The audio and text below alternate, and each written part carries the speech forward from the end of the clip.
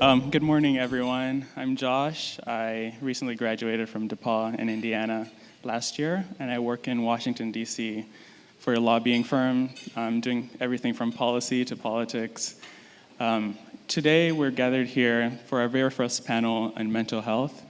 In a day and age when mental health is increasingly more important, our goal here today is to shed light on what this means and how we can tackle mental health in this day and age and see how it's tied to success. And our aim here is to shed light on the stigma around it and embrace it in a new way.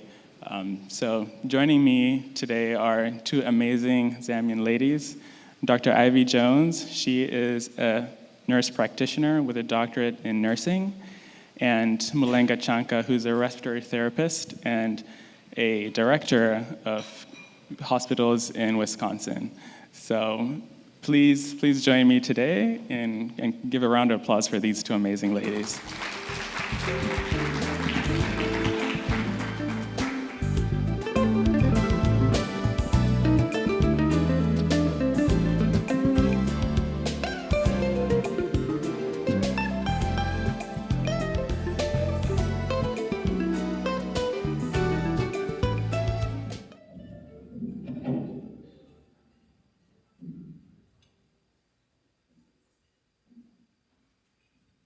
Thank you for joining us today. Before we dive in, maybe we can just let the crowd know who you are and how you got so passionate about the topic of mental health. We can start with you, Mulenga, and then we'll have Dr. Ivy next. Good morning, everyone, and thank you for coming to join us. My name is Mulenga Chanka, as Joshua said it. First of all, I'm a mother. So I'm a mother, and I'm a respiratory therapist, like Joshua said. I also have Masters in Public Health, and in Masters in Public Health, that's why I kind of range into mental health. What else is about me? I'm a grandma. I'm a very proud grandma. I've been in this country for about more than 20 years. I came in just like everybody, started from below. I was a CNA, then while I was going to CNA, I went into school. That's when I did respiratory. I've been in medical field for more than 20 years. So I've done anything from respiratory, inpatient, outpatient, public health, and correction. I'm not the director, but the supervisor. But I'll take that position. So thank you all for coming and joining us. That's me. Hello.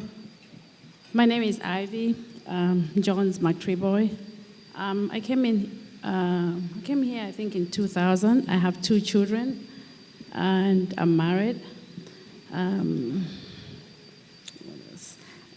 He already introduced me, so I'm just like Mulenga. I was a CNA when I came in. I guess that's what most Zambians come to do here. That's their first job. So I started all the way from CNA. And I went up I got my associate degree, then bachelor's, and then I went ahead and did my master's, and then I got my doctorate. So I have a clinic. I'm a I'm owner and co-founder of Ivy Med Behavioral Health, and it's located in Dallas, Texas. I do telehealth and in person. I see patients. I think that's about all. And then we're here today to talk about mental health and to see what we can do to help. Thank you so much. I guess we could dive right in and talk about how we can debunk the stigma around mental health. So, there's a persistent myth that mental health is a form of personal weakness. I guess, can we talk more about how we can recognize mental health in its early stages and how we can address that in this day and age? So mental health is I'll first describe what mental health is. Mental health is a person's condition in regard to psychological or emotional well-being. So most of the time, we overlook or misunderstand what it is. And so the stigma surrounding sorry. The stigma surrounding mental health can lead to negative attitudes and even people from seeking help. Mental health affects significant proportion of the population. According to the World Health Organization, 1 in 8 people worldwide who experience mental health at one time in their lives. And in the United States alone, 1 in 5 experiences a mental health illness. 1 in 5 adults experience mental health illness. And what you should all know that mental health does not choose, regardless of your age, race, and socioeconomic status, you can still get mental health. Mental health include a wide range of conditions, like bipolar, depression, anxiety, PTSD, schizophrenia, and just many others. So mental health also is not a personal weakness or a character flaw. Mental health is a medical condition that affects the brain and the ability to function correctly. Coming to the, it's like a combination of genetic, environmental, and lifestyle factors. Just like any other medical condition, mental health requires treatment to manage the symptoms and improve the quality of life. So seeking help for mental health concerns is a sign of strength, not weakness. Thank you. And bouncing off of that, Mulenga, there's a consistent notion that it's something that's not treatable. Could you speak to maybe a personal story or anecdote and how strategies that we can use to address it and move forward, bearing in light, that there's a stigma around it, and culturally as well, people might think of mental health in one way or another? Thank you, Joshua, for that question.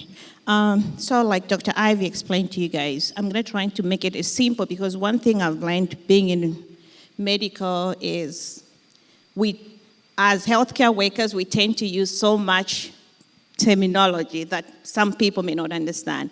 So I'll make it simple what Dr. Ivy explained. So what the mental health does, it's a condition that affects us in communication, learning, thinking, and hope, and making any decision. And mental health can be affected by anybody, and any one of us in some point have literally had mental health. Why do I say that? Mental health comes in when you have any changes in life. And I'll give you my personal experience. I'm gonna try to be very strong for you guys. 2 years ago, I lost my daughter. And I have 4 kids, 1 girl, 3 boys. So she was the only daughter, my best friend. I do a lot of things, and she was like my director, I called her, my organizer, my financial, everything. The 6 months after my daughter died, I remember my daughter was in Zambia. I remember we came out from the hospital, and I was with my 2 friends who were doctors. So we had to pass through something, somewhere to get something. And they said, "Can I get you a glass of water?" I said, "No. I need something very sweet and very strong." So she looked at me, she goes, "You drink wine." I'm like, "I know, but I need something very strong." So the bartender was like, "I got her." She made something that was very sweet and very strong. And at the end of the day, I was like, "That was sweet. What was that?" She said, "That was Bacardi and pineapple and some other fruit juice." I was like, "Oh, great." So we got home. And you know how in Zambia we mourn, everybody's coming by the end of the day. And when people came, they were like, "Are you okay?" So I had a lot of friends, that were from here. So when they came home, they were like, "What can we do for you?" I'm like, "Get me something nice and sweet and strong." They're like, "What are we getting you?" I'm like, "Just get me Bacardi." I didn't know what Bacardi was until my daughter died. So that day I remember we talking, like everybody's talking, Bachililo. I didn't realize, by the time I was realizing, the whole body, I think it's about 2 liters or 1.5, I don't know. It's a very big bottle. Was this much left. And I was like, who is drinking my Bacardi? They're like, Mulenga, you're the only one drinking Bacardi. I'm like, oh, okay. One of my cousins came to the funeral. He smoked cigar. I'm like, hand me the cigar. If anybody knows me, I cannot stand cigarettes. I took a pack of cigar, and I started smoking. I finished one cigar, I ended another one. I took another one. By the time we're finishing the funeral, we spent the funeral for like a week. I was an alcoholic. That's how, as a professional person, I would consider myself. That time, I felt like an alcoholic because every day I had to drink that. My mom did not realize. Most of my family members did not realize. But that's how mental health can do. It's one little thing that can change. It can be divorce. It can be a loss of a child. It can be so many things that happens in life that can change, and your whole life changes in a blink of an eye. I think it took more than a year before I could literally think and say, this is not me. This is not Mulenga I know. But most people do not get that chance to look in the mirror and see what person are they seeing in the mirror. Thank you, Mulenga. That's a nice story, and I think everyone in their own personal lives has something that they could look back on and see that if it needs to be addressed, and if it goes without being addressed, it can be something bad. But Dr. Ivy, you see a lot of mental health patients, and how can people recognize in the very early stages? And I guess we could tie that to Mulenga touched on the relationship between her and her daughter. We could marry that to the relationship between parents and their children as well. Yeah. Could you maybe talk more on how parents can be a source of support to their children, and how children can foster a more open communication with their parents? Okay, that was an emotional story. Okay, so to effectively recognize and address mental health issues in children and parents and caregivers should pay close attention to changes. If you see the behavior, and I would also say that you should encourage open communication with your children. That would help. Actively also listen to your children, and if things don't help, you have to seek professional help. Yeah, when necessary. Educate them on common, childhood mental health conditions, and create a supportive home environment. And looking for signs like significant mood swings, withdrawals from activities, sleep disturbances, change in appetite, excessive worry, or self-harming behaviors. So we should just be very cognizant and make sure that you get professional help.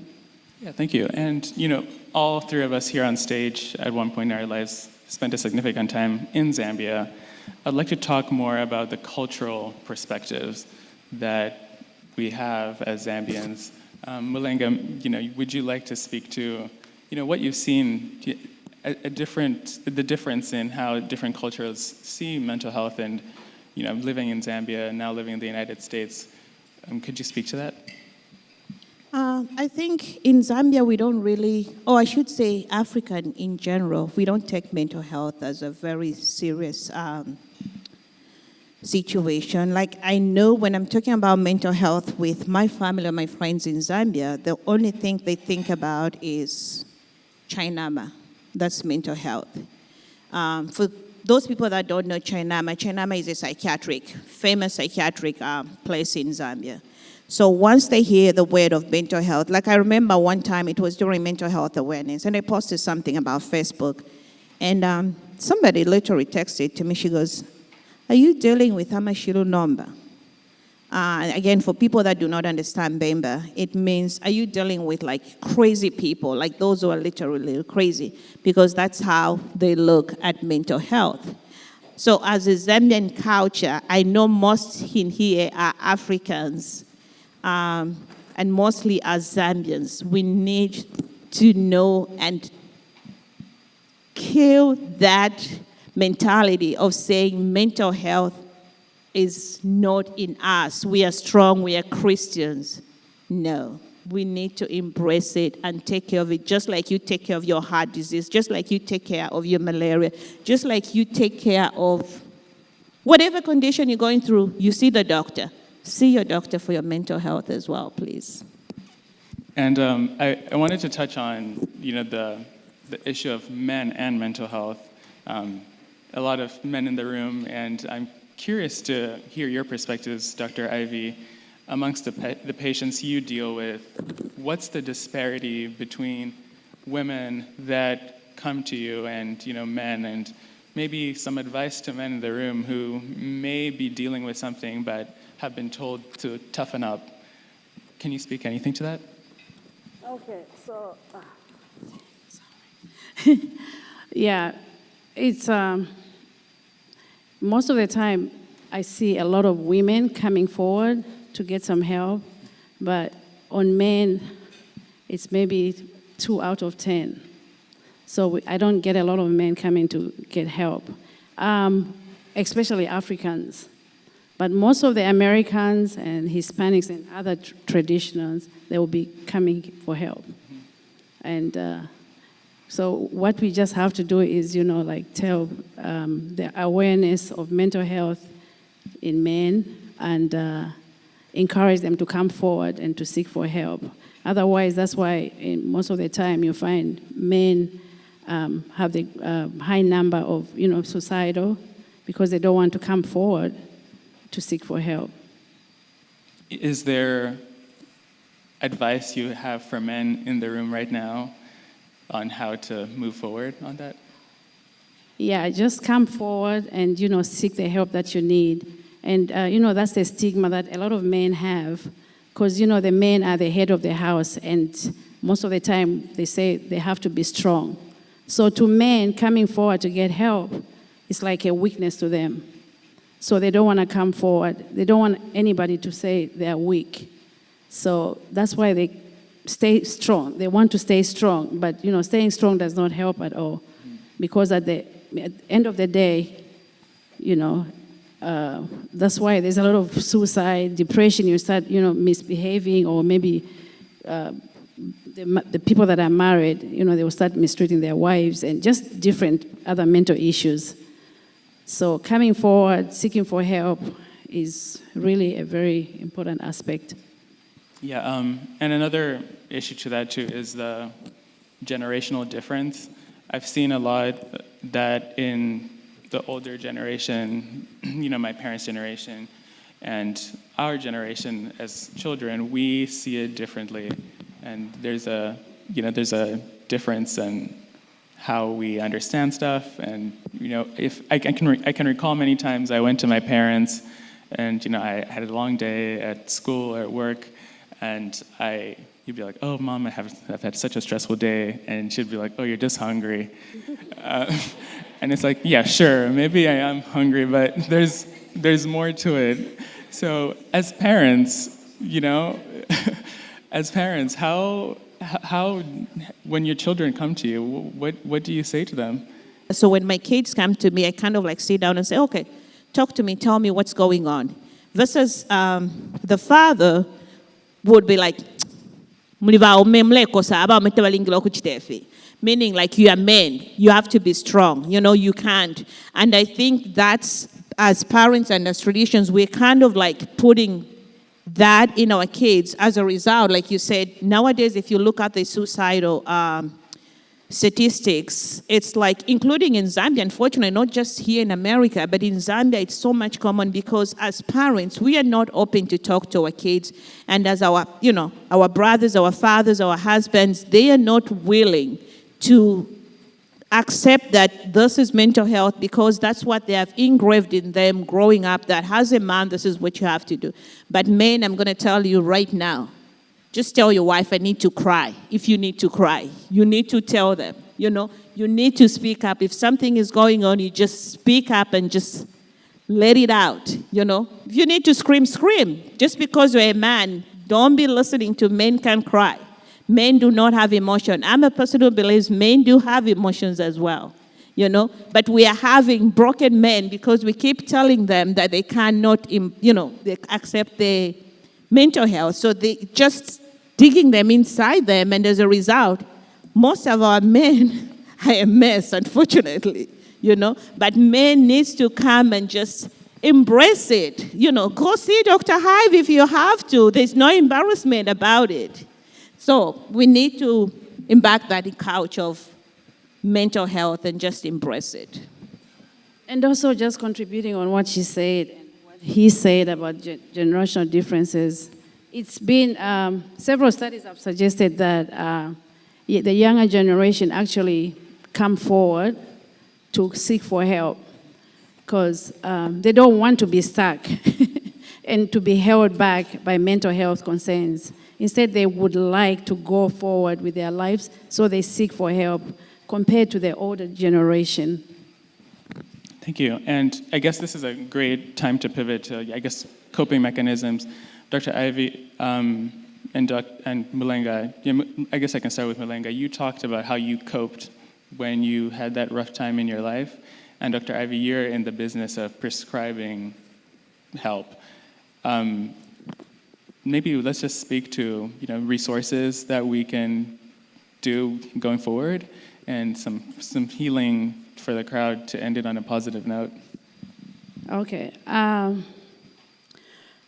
When you are going through mental health issues, just know that you are not alone. Every person in this world has some lows and some low point at one time or another. So just coming forward to get help, most Africans, especially Zambians, they are scared that, especially coming to me, I don't see a lot of Zambians because they're scared that I'm going to tell other people about their problems. But there's HIPAA, you can't. So I don't want to lose my job because I'm going to tell Joshua that, Mulenga came with this problem. Yeah, so just come forward and get help. And then also, if you should ask for support from, people, a few people that you trust, and don't just keep quiet and just lock up yourself in a dark room and cry your sorrows. Mm-hmm. So just have a positive mindset. And also, healing is a transformation journey that requires effort and optimism and confidence. It's also a process that involves both physical and emotional recovery and often requires patience and perseverance. So our healing can be a time when we must prioritize our well-being and maybe dedicate ourselves to self-care. Whether it is following a specific treatment plan, engaging in physical therapy, because there's a lot of different ways, you can go about it. It's not only about pills that, you go to a doctor, they give you pills. You can get a lot of different therapy. And just, like Dr. Ivy said, healing is a process. You need to, like I said, I had to look in the mirror and look at the old Mulenga and the Mulenga that I was at that moment. And I asked myself, who is this Mulenga? What do I want in life? And what am I going to do with myself? So healing is a process. It's a journey. It's not a destination. And don't get me wrong, there are moments that sometimes I cry like I just got that phone call. There are moments that sometimes, I would say, sometimes I answer for people that knows me. I just say some days are better. And they know when I say some days are better than others. People that are very close to me, they know what I mean that day. Some of them, they just say, can I give you a big hug? So it's a journey. When you're going through something, it's a process, it's a healing, and it does not really need medication. I did take medication maybe for a month, and I said, no, this is not how I want my process to go. You can determine, my son takes medication every day. He has to most of the time. So we are dealing with two different journeys. He's taking medication. I'm not taking medication. Your journey can be a different way. I love music. I love dancing. I don't know how to sing. I don't know how to dance, but those are my favorite things. And I do not care what you think about my voice. My kids say, Mommy, we get it. You love singing. Please stop. But I still continue singing because that's how I'm healing myself. So I find something that I like doing. So instead, if you feel like you don't want to take medication that was prescribed, but you find something that you like. I love traveling. I've put it upon myself. Every month I travel. I don't care where I'm going, but every time I'm on the road and everybody knows me, that's a way of my healing. So find what best works for you. Find your best healing, If hanging out with friends is your best thing, do that. If not drinking is not a good thing.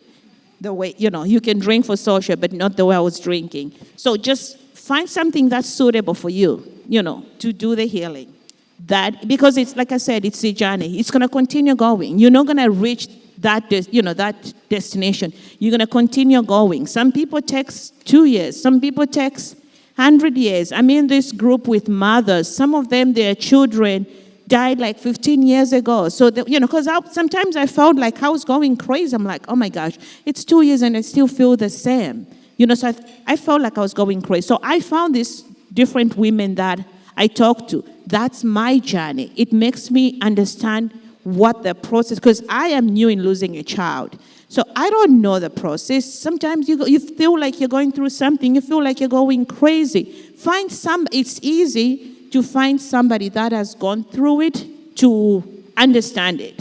Like, if somebody tells me today, oh, my condolences, I can't imagine how you're feeling. I look at them. If somebody tells me, I'm so sorry, I know how you feel because I went through that, I totally understand it. So find somebody that goes through what you're going through.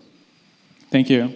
And I guess we have time to open it for about 3 questions. If we have a mic out there, we can, and anyone has questions, we could take 3 questions.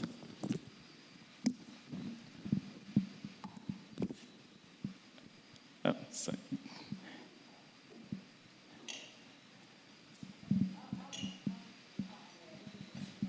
Oh, okay, yeah, go ahead. Sorry.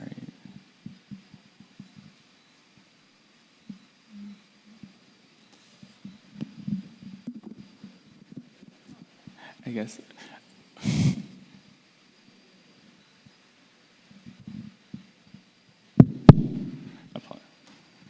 The first question is over there. Yep, thank you. Oh, sorry.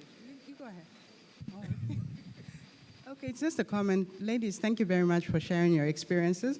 But to Mulenga's point about finding somebody to go through the journey with you, I just wanted to share a little example of, I can relate to that in a way because when we lost a cousin, he was a medical doctor, and when he passed, his wife said to me, when your mom entered the room, I knew she understood my pain because she's a widow.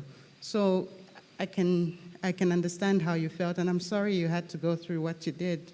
Losing a child is not an easy thing. When my sister lost her baby, I cursed God for the first time. I said, I hope the sun never gets to rise. So, dealing with that pain is difficult, but you have gracefully been able to share your experience with us openly. And thank you, Doctor, for the work that you're doing. Thank you. Thank you, Josh. Thank you so much. Good morning. Thanks, Ivy and Mulenga, for sharing your stories. I guess my question is, I just wanted to learn from both your experiences, because I think one difficult thing, especially not just Zambians, but even here, Zambians in the US and Zambians back home, I think it's also a cultural thing and taboo. Like most things, how we express ourselves with regards to mental health. Do you think, what are some of those sort of more cultural things that may be useful as strategies to encourage this opening up on both sides? So encouraging the men to be a bit more open, but also encouraging our Zambian societies and communities, both here in the diaspora and back home, to be a bit more accommodating and more open-minded about how they react to mental health issues. Because it doesn't matter how much you present knowledge about the benefits of mental health, discourse. if we don't break those cultural barriers, it will take us longer to get there. So what do you think are some of the things we can already play in, which speaks to our cultural sort of demeanor back home? Dr. Ivy, do you want to take that one? I got a little bit of it, but I'll try. I didn't really get the question. So you're breaking down the cultural barriers with Zambian diaspora here. What are strategies we can do to do that? Okay. There's a lot of culture, like back in Zambia. For instance, like in terms of women, right? He wants to know, like, how can we break down the culture, especially in men? Like, what are the incentives that maybe something or ideas how we can help them build that? Okay, so it's about being open-minded and about, like talking to people. You need a support group. You need to find somebody that you can confide in, somebody that you can talk to. So it's about you. You have to get up yourself, because nobody's going to come to you to let you know that, to tell you to get up and seek for help. So you have to get up and go and find resources. So we have a lot of helpline, especially the people that live here in diaspora, that I can share. But it's up to you whether you want to to stay in a dark house, you won't talk to anybody, or again, it's you that's going to get up and get some help. I think that's all I can say right now. Thank you. And I think just to add on, sometimes, like Zambians, I'll speak more Zambian, even if we know that it's all African or most even African Americans, but I'll speak more of my culture. I think Zambians, we are very close, but I think the more one or two can make a difference, the more we share. And that was one of the purpose of having this topic on this, so we can have, the open-minded. The more we get to share, you go and tell, if you have those 3 men over there, they're your friends, and they can't share, you share. And the few of you can share, the more it's going to become normal. So it's the few people of you that have the knowledge, the more you share, the more, we can help other people as well. Thank you so much. We could take this question right here.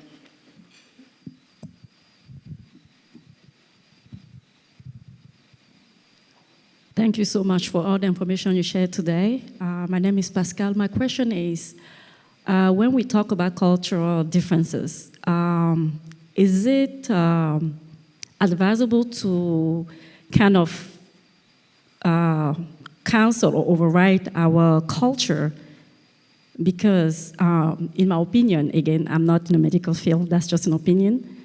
I'm thinking part of our culture actually help the children that we raise here be more resilient when they go to the world. For instance, the bullying in school. I'm thinking because of our culture and the way we raise our children, they're kind of more resilient to some attacks or some bullying versus children that don't get that African culture. What do you think? Thank you. Yeah, I guess I could speak to that with the base of the children aspect. I obviously grew up with the same mentality to be tough. Coming to the United States, my parents had a certain set of rules that they wanted me to follow. But I quickly realized, you also have to, there's goods and bads. Our culture isn't, bad. We just need to find ways for open discussion on both ways between the parents and the children, and being tough looks like different. It comes in different forms, and Dr. Mulenga, maybe you can speak to that as well. I think the term being tough, like you said, becomes in different ways. Opening up is not meaning that you are weak. It's actually, to me, I feel like if somebody came to me and told me something about that, that is being strong, instead of somebody holding it. Holding it is not being strong. You have to.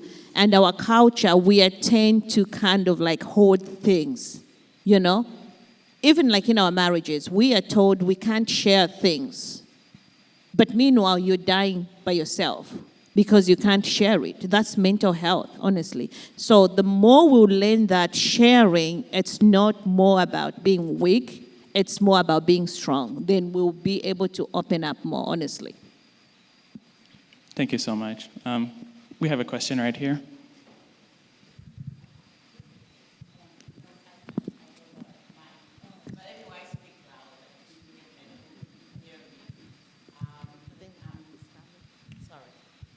I'm Dr. Kaluwasha. Thank you for this discussion. But I'm really impressed by what you people are trying to do, bringing our young people into some of these discussions because it's very important.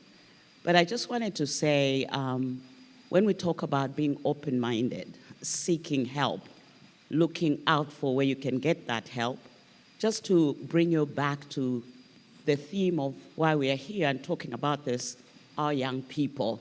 So if it's difficult for us even to seek help, just imagine a young person transitioning through adolescence. I just wanted to know what the experience is here in supporting that age group to seek help. The reason why I'm saying this is that just going back to the Zambian culture, the way we approach even the young people is more about do this, do that. We forget that these people are developing. They're trying to become young adults. They're trying to tell you, I'm my own person and this is what I want to do. And instead of having a dialogue as a parent, again, the culture comes in where you're just telling a child what to do. And so you're bottling them up in your home and then they don't know where to seek help. So I just wondered whether there's any experience on how that can happen, especially for our children who are not socialized here. We bring them here, they don't even know where to go. So I just wanted to know what your views are about that. Yeah, thank you. It's definitely different. I spent most of my time in Zambia up till I was the age of 20 before I came to college. And I think we, as Zambian people, we get kind of influenced by the culture we take in through, movies and everything. So we all have that vision of what we think the ideal life is. And personally, I came here looking for a better life, like many of us are here today. And that better life wasn't just an academic or career life. There's also a personal life for me. And I was grateful to have parents that were there for me and supported me through my own personal growth. So I guess that's my only form of encouragement to other parents here. As Mulenga and Dr. Ivy have shared, it's important to be open and let your children in, because it's very easy to have to think in a box and have a certain idea of what success looks like to you, but it's a holistic experience, and we all have to just take time to step back and understand that we're all different and it looks different in different people. And we have time for one more question, and then we take this question right here.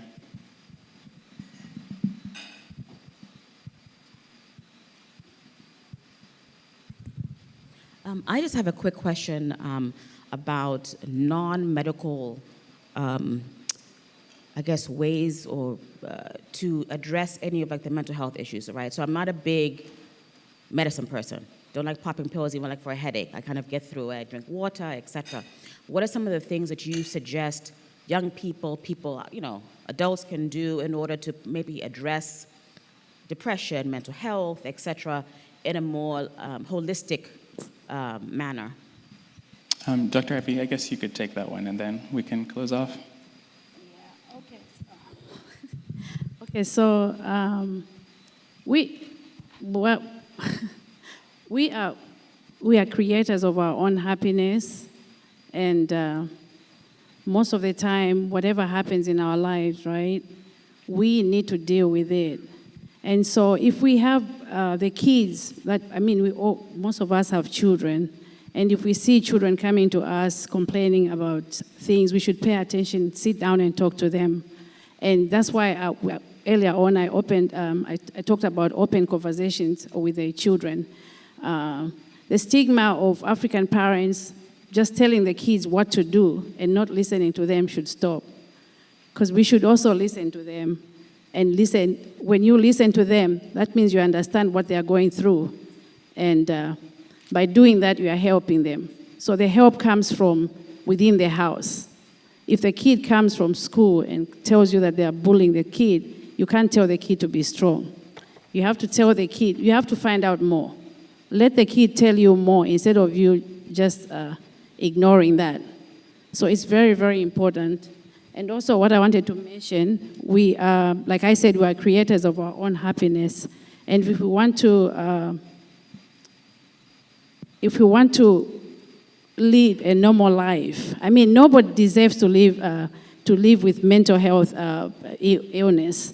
So the bottom line is anybody in here who is going through mental health, if you've got any family members that are going through, just encourage them to seek for help. And, help is out there, and it's everywhere. Like nowadays there's social media, so you can go online, Google places, and one day you'll find somebody who will definitely help you. So let's not just sit back, let's get help. Thank you. Thank you so much. I think that's a nice, positive way to end things. Thank you for being here today, and let's give a round of applause for Mulenga and Ivy.